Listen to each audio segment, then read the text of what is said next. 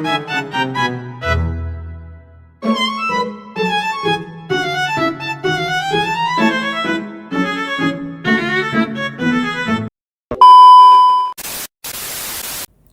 semuanya, perkenalkan nama aku Ailatul Bariza, NRP 5017251077. Nah, di sini aku bakal ngejelasin tentang metode-metode geofisika, yaitu ada metode seismik, gravitasi, magnetik, elektromagnetik, dan juga geolistrik. Nah, lalu metode geofisika itu apa sih? Jadi, metode geofisika ini merupakan teknik atau cara yang digunakan untuk mengukur sifat fisik bumi tersebut. Data hasil pengukuran kemudian diolah dan diinterpretasikan untuk memperoleh gambaran mengenai kondisi fisik kondisi geologi di bawah permukaan. Metode ini banyak digunakan dalam berbagai bidang seperti bidang eksplorasi sumber daya alam, geoteknik, mitigasi bencana, serta studi lingkungan.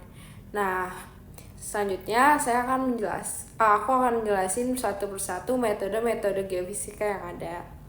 Nah, yang pertama adalah metode seismik. Metode seismik adalah metode geofisika yang menggunakan gelombang elastik atau gelombang seismik untuk menyelidiki struktur bawah permukaan. Cara kerjanya adalah dengan menghasilkan gelombang dari suatu sumber, kemudian gelombang tersebut merambat ke dalam bumi.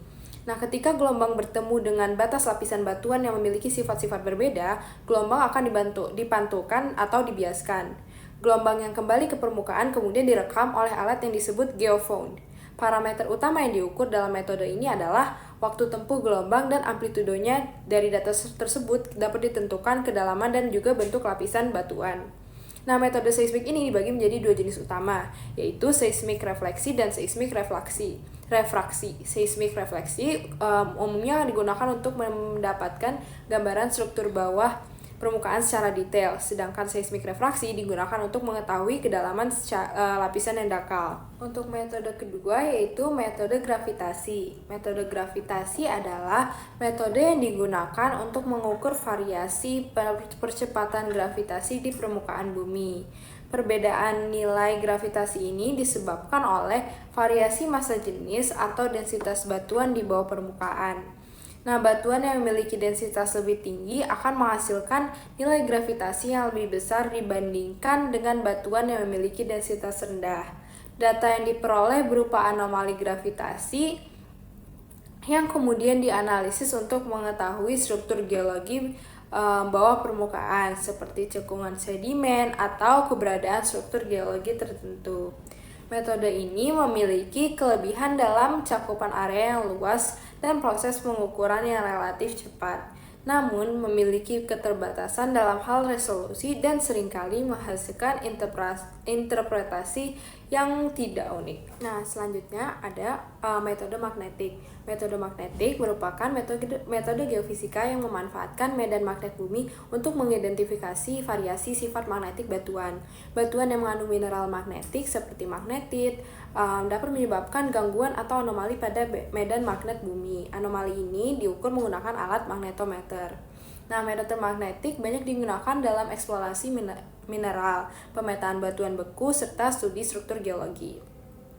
Kelebihan metode ini adalah prosesnya cepat dan dapat mencakup area yang luas, bahkan dapat dilakukan melalui survei udara. Namun, metode ini sensitif terhadap gangguan eksternal dan juga membutuhkan interpretasi yang cermat. Selanjutnya ada metode elektromagnetik. Jadi, metode elektromagnetik ini adalah metode yang menggunakan medan elektromagnetik untuk menyelidiki kondisi bawah permukaan berdasarkan sifat konduktivitas listrik batuan. Dalam metode ini, medan elektromagnetik diinduksikan ke dalam tanah. Kemudian, respon dari bawah permukaan diukur. Respon tersebut bergantung pada kemampuan batuan dalam menghantarkan arus listrik. Metode ini banyak digunakan untuk eksplorasi mineral, pencairan tanah, serta studi lingkungan.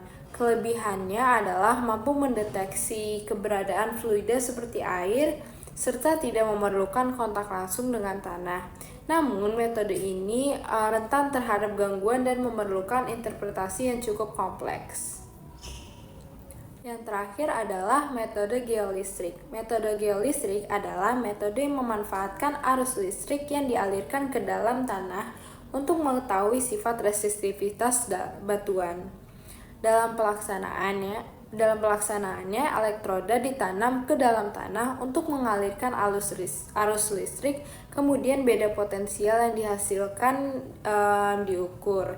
Dari hasil tersebut dapat dihitung nilai resistivitas batuan, dan nilai resistivitas ini sangat dipengaruhi oleh jenis batuan, kandungan air, serta mineral yang terdapat di dalamnya.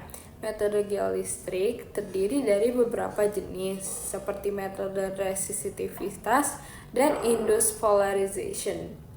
Nah, metode ini banyak digunakan dalam pencairan air tanah, investigasi geoteknik, serta studi lingkungan. Kelebihannya adalah relatif sederhana dan biaya yang lebih rendah, namun memiliki keterbatasan pada kedalaman investigasi dan dipengaruhi oleh kondisi permukaan.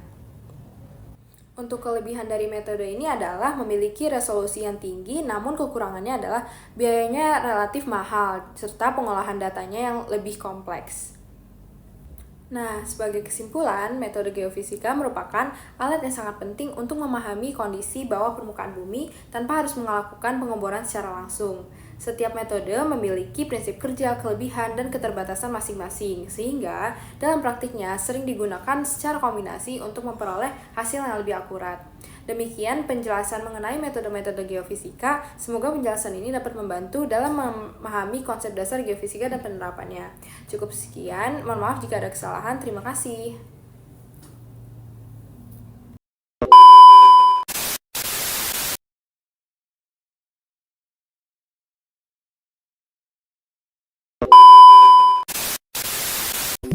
If the sun refused to shine, baby, would I still be your lover? Would you want me there? If the sun refused to shine,